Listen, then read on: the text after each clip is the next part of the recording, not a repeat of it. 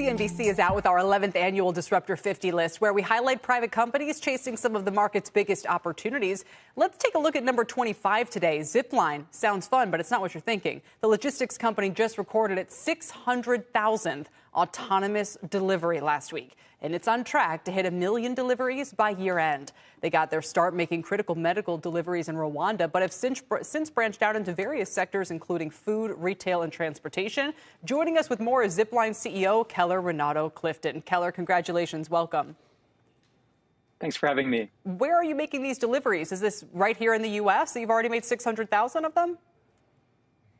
Zipline actually operates in 7 countries today. We originally launched in Rwanda in 2016.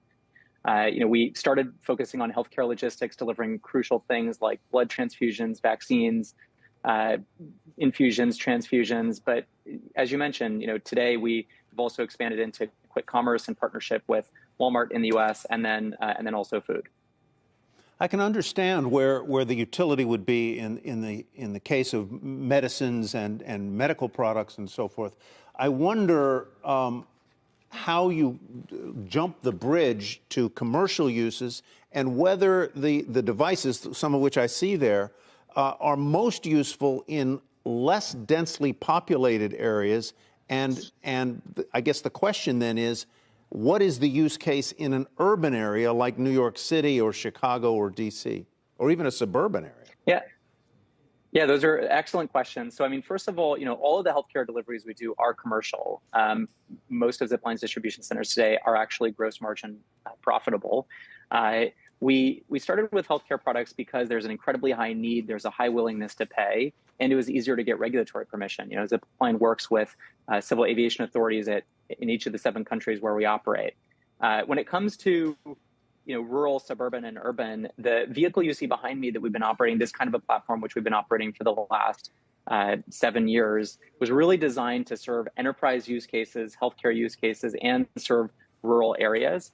The product that Zipline launched just 5 weeks ago is our home delivery service. And that is a system that is designed to serve 99% of addresses, including in urban and suburban centers. By the way, when you mention urban, people always think of New York City and Chicago when they think urban. The reality is most cities, even in the United States, don't look like Manhattan or Chicago. They look more like Phoenix or Denver, LA, Houston, Dallas, like those places. This technology can have a huge impact in terms of delivering 10 times as fast, half the cost, and zero emission. Do you have FAA clearance, Keller, for doing this on a commercial scale? Because I'm taken aback that I haven't heard about this. If you guys have already been out in the marketplace doing this for, salads and pizzas and all the rest of it. And I think the concern about urban areas is more just about, pinpoint accuracy and the density with which drones might be flying overhead. Yeah, we operate 3 distribution centers commercially in the U.S. today, and that's expanding. I think sometimes people are surprised, though, because we didn't necessarily start in the places that people expect technology to start. Our first distribution center in the U.S. was in Charlotte. Second was in Bentonville, Arkansas. But the reality is, we think it's really important to design these kinds of systems to be less obtrusive than the way that we're delivering today.